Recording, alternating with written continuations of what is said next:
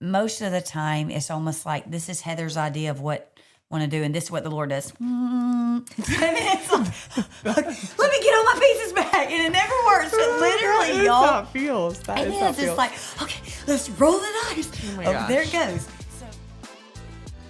All right, mamas, we have a very keep it real video today because we want to encourage your hearts. You guys, no one tells you this about homeschooling multiple always kids. feel like- Okay. I'll turn mine too. Adjusting it. You guys, it is so hard, one, okay? But then can I tell you, you will never feel caught up. Someone will always need you. Something will always be undone. Your house will always be unclean.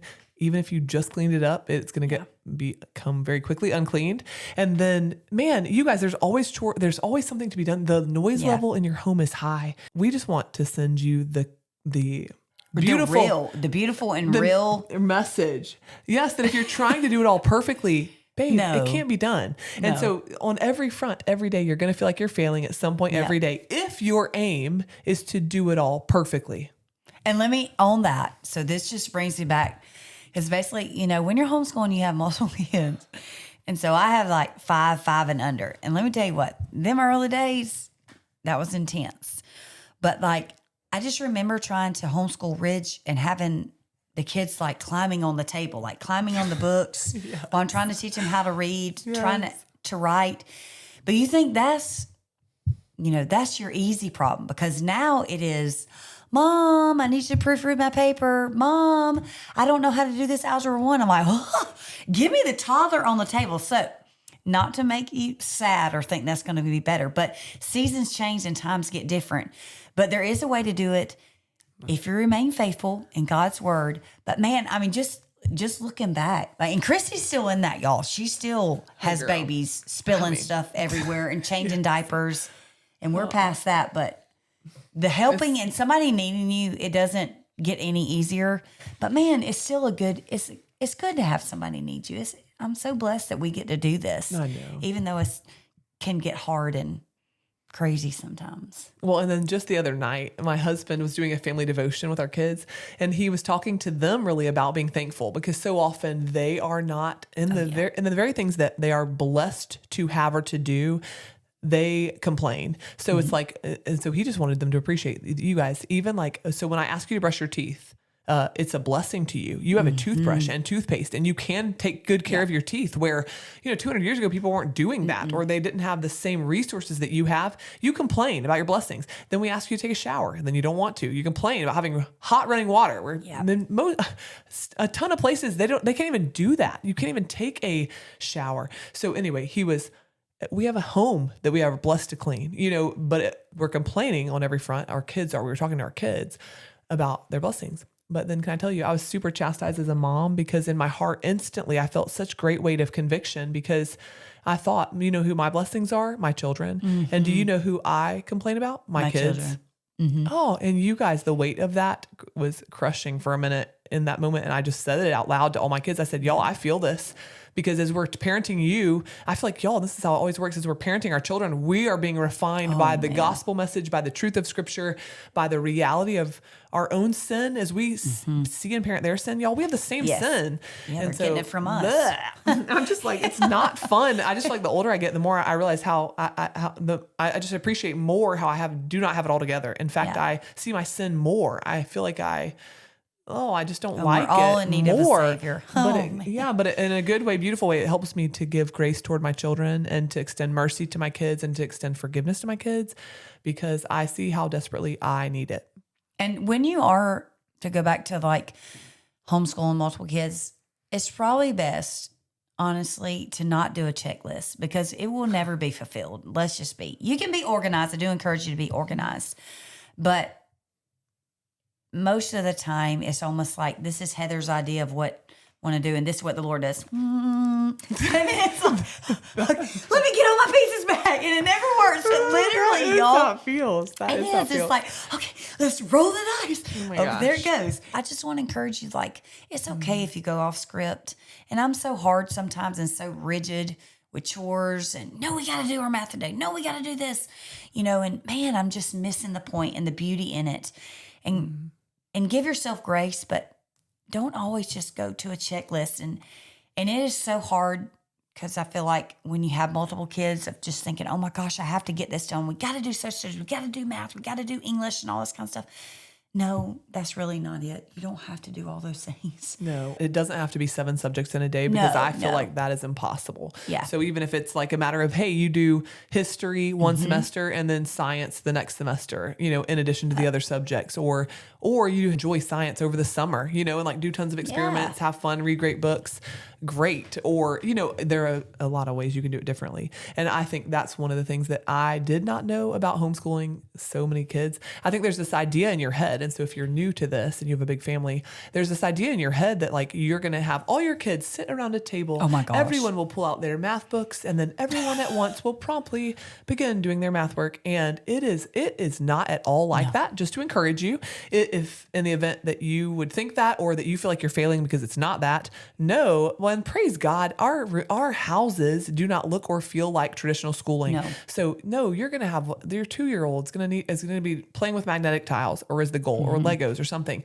You're going to be sitting between your 5 and 7-year-old doing math. Your older ones might be able to do math on their own and should be probably at, by 8th or 9th grade predominantly. And then maybe by 7th, my 6th grader too does all his math on his own. So, but he's stronger than even one of my older girls. So, and that's another thing. All your kids are not going to excel academically at the same rate or at the same stages. No.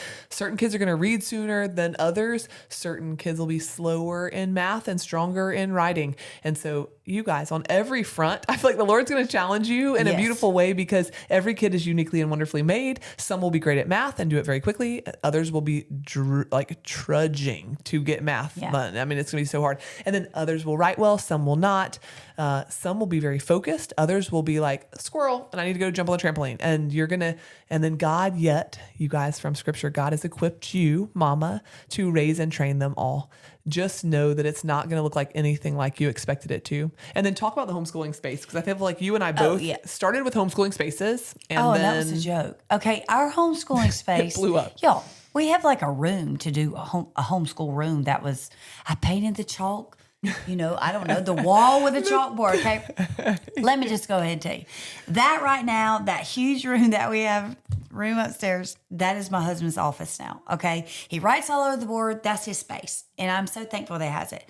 But we did at first start it there. But y'all, it has no windows. It felt like a dungeon. I said, we got to have some natural light. I cannot do this. I got to be looking at the birds or something. We got to get light in. Yes. And then it turns into, we got some on the couch, some at the kitchen table, some on the patio, some outside. I got lots of them like, oh, I see a squirrel, and just leave class. Just leave the whole thing. But I mean, it's a beautiful thing. Like, don't think that you have to have a space.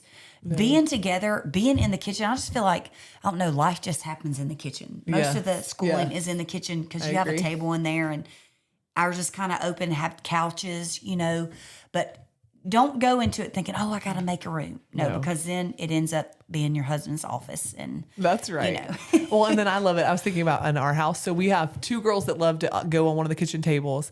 I have a son who comes in here on the floor. Then I usually work with my littles, which I'm calling right now my 7-year-old and 9-year-old. I usually take them outside when the weather is nice, just to let us all have different spaces so that we can also have a peaceful morning and not let it be stressful. And then our 2 littles, sometimes like we have they actually go to like a little pre-K, and then our foster baby is required to go to daycare. So we have to take her. But so the little ones are gone for the morning until noon. And so but it is. We just spread out everywhere. And then, but can I tell you one other thing about homeschooling multiple ages? To me, I like to corporately get us all together. I think you do the same thing. We do subjects together. Y'all, I don't want to have the whole day be us all like bifurcated in different places or set out separately. I feel like one of the beautiful things that I love about homeschooling is I want to be with my family. And so we start out every morning all together corporately to do several subjects.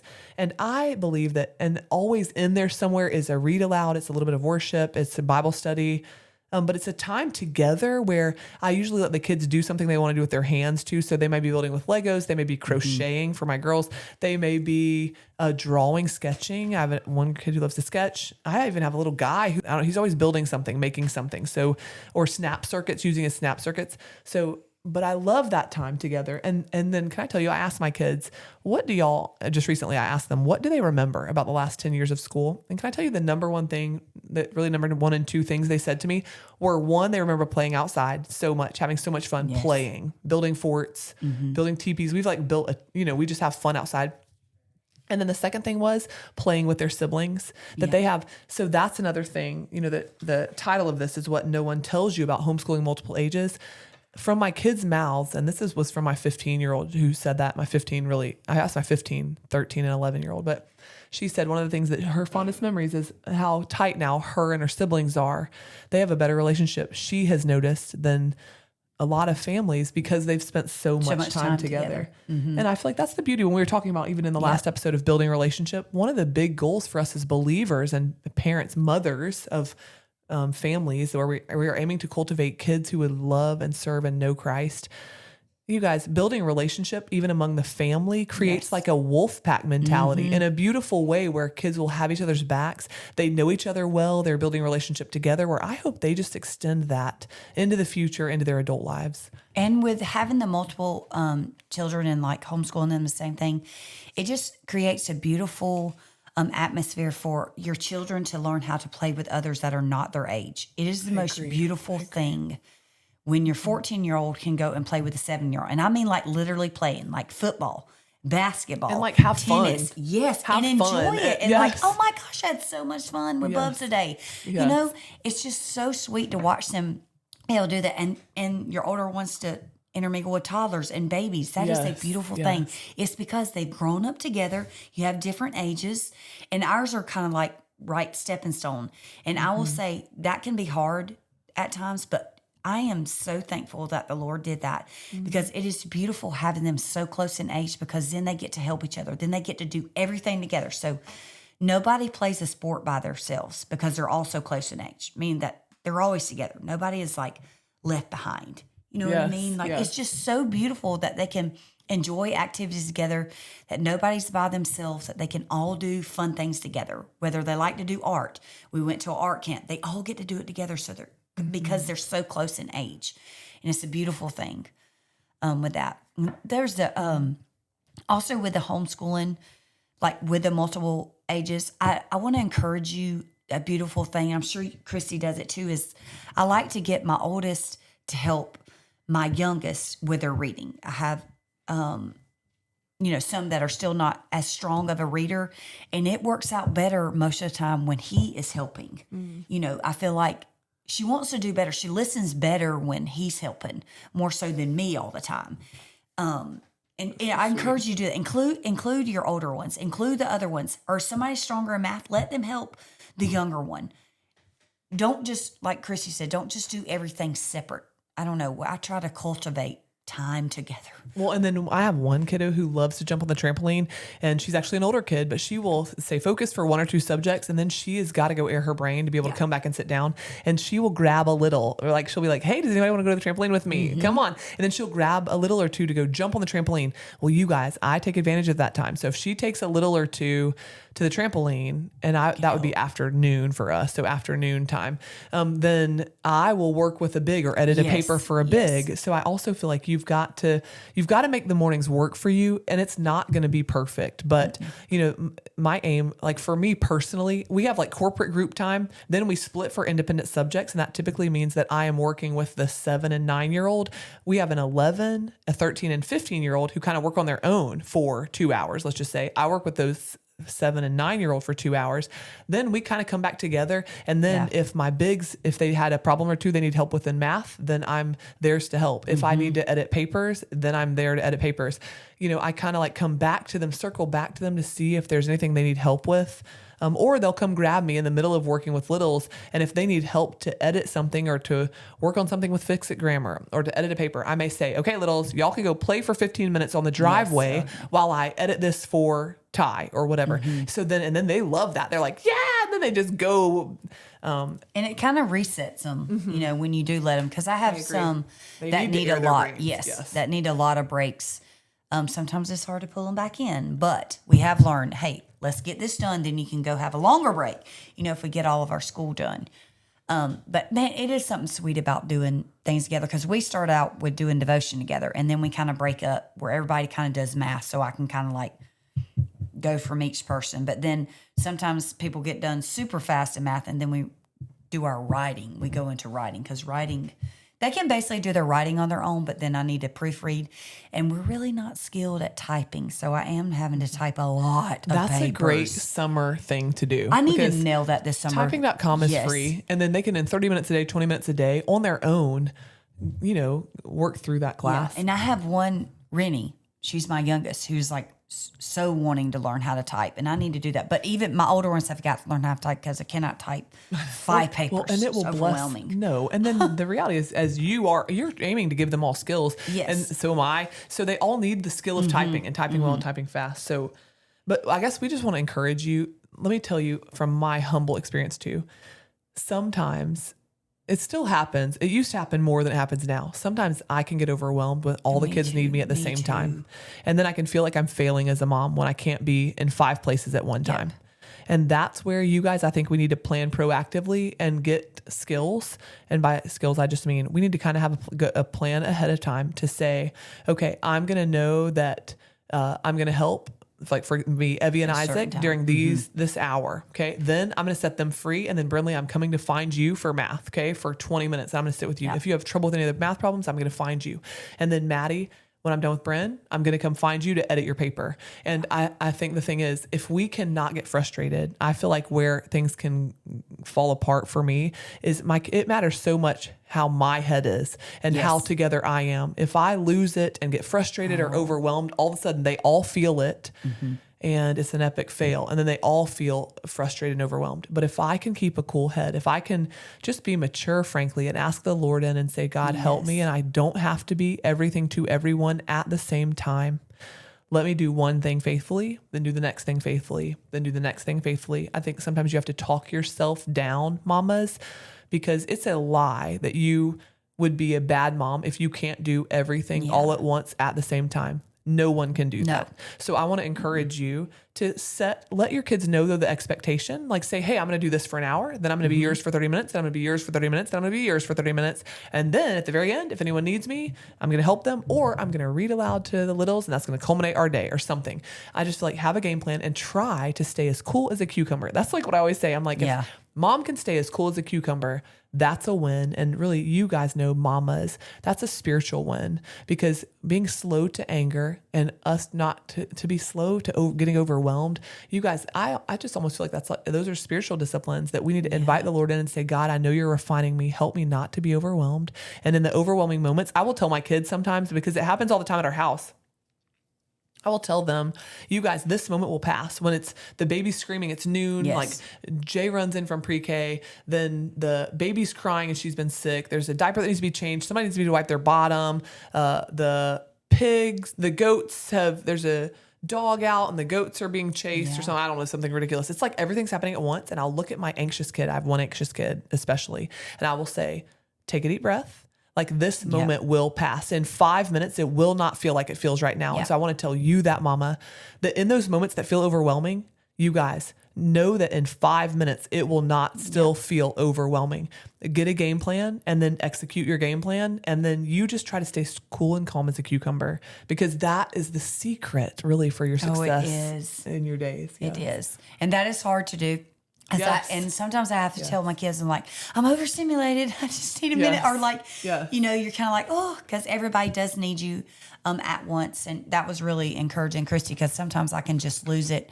And then I become really like a mood shifter. Like we would all be just nailing it. And then it's like, it starts with the breathing. My breathing changes. And then it's like, oh, this stuff. I'm like, no, that is not Christ-like. And I notice those in my children. They're getting that from me, my frustrating tone and the breathing that changes. So just pray for self-control. Ask the Lord to help you for that, because you cannot, mamas, you cannot do it on your own. He has to help you. You have to be in the Word. You have to be praying about it. And then sometimes I started out, I'm like, you know what? Mommy needs really a lot of help today. And then I encourage my kids, like, if you notice mommy's getting aggravated, like, will you help me? Mama, you may need to say that differently. Because I can just be so harsh sometimes. It's like, I need to be reminded. I told Spring the other day, I was like, I'm feeling really frustrated. Like, I'm kind of out of line right now. I need you to remind me, yes. like, draw me back in, Yes. you know, in the right way. And your children will. And man, they're just so forgiving. I mean, Yeah. our kids are. Yeah. I'm so thankful for that. And just like the Lord is. I mean, you're not going to be perfect. You're not failing, mamas. Y'all are not failing. No. And I hope this just encourages you. I mean, man, just stay the course. Stay the and then course. can we say one more, speaking to this, you are not a machine mom. Oh, no. So you have limits. You have limits in stimulation, what you can handle. I have one little kiddo who I love dearly, who touches me all day long. She literally, she'll just grab my shirt and touch. Then she just wants to touch. And she just wants to be close and wants to be like y'all, if you know me, I don't know if it's happened over time, but the touches are a lot. But you have time limits. You have, and then for you guys, there's amount of time that you're willing to put in to do school every day. And then you're done. Your brain's done. You know, your kids are done. You guys, you need to be done at that time. You don't need to try to get everything done that's on your to-do list. Be done. You almost need to set a time in your head. This is how I feel. You need to set a time and know that from 9 to 2 every day, you're going to be doing school or whatever the hours are for you. Okay. It can look different from everyone. We all have different circumstances, but whatever the hours are, do that. And at 2 o'clock, be done. At 2 o'clock, be done. Even if you don't have math done, even if you haven't gotten to the random economics, even if you, who cares? It doesn't matter. Yep. You have decided, you have poured in, you've done sacred work. You've poured the word of God over your kids. You've been teaching, discipling, training. The time is up. Be done. And then give yourself permission for that to be a well done, good and faithful servant for you. And then in these times, especially now in March, can I just say this? Because I've been feeling lots of lows myself. You were talking about this too. Me too. Sometimes you need to take a day off. Yep. And your kids need a day off and y'all need to play. You need to play. You need to play hard. Take a run. Mamas, find something that you love to do too and pour into yourself so that you can pour out to others. You need to make sure that you're getting exercise, sunshine, sleep, basic things, because otherwise this is hard work. And so you've got to be physically even able to do it all. And then mentally, spiritually, just make sure that you are pouring into yourself. And I know we don't adopt the self-care phrase, I don't know, because really we're called to die to self in every way, but in the ways that we would need to look after ourselves, to say yes to ourselves so that we can be good mamas, to be able to pour back into our children and build the kingdom and honor the Lord and be people who would be of any good to our children. Yeah. We need to say yes to the things that we like today, right before she came over, I was like, dude, I'm going to try to get a workout in. Larry and I are trying to fight for workouts, because otherwise they never get done. We don't prioritize them. They've been last on the totem pole, and now we're going to fight for them, y'all, because I'm a better mom to do it. Even if it does mean, because it's going to nudge something else out of that space, whatever that 1 hour time period is, but you have to choose the better portion, mama. So look at what you need to be able to do the work that God's called you to do, and say yes to yourself too, to work out, to get outside, to take some time for yourself, or whatever it would look like for you to replenish yourself. It's a good reminder. Okay. So just remember this. The goal is not for you to get everything done perfectly all the time, every day. It's not going to happen. And as long as that is your goal, you will feel like you're failing every day. Your goal really is faithful discipleship in your children daily over time. Oh, I love that. And to me, that goal is so much more achievable, digestible. It feels warm and cozy compared to the other one. Like, man, I can do this, Lord. Like, I can love my babies and teach them all about you, Father. That's my goal. That's our goal, you guys. That's it. It's that simple. So enjoy your kids. Don't be stressed all the time. Don't put this huge weight of expectations on yourselves. Enjoy your babies and help them to see the Lord, to know the Lord, and to become kingdom builders and to, I don't know, enjoy. Have fun with them. Yes, that's right. All right, you guys. So if this encouraged you, share it with another mom. You guys, we just desire to encourage mamas who are in the thick of it in this season of life. We love you guys so much. Hey, and hit that like button, the subscribe button. That would be so encouraging to us, you guys, because we just pray that this ministry goes forward and that we get to bless and encourage moms in the discipleship of their kids. Thanks, guys. Love you. See you Love next time.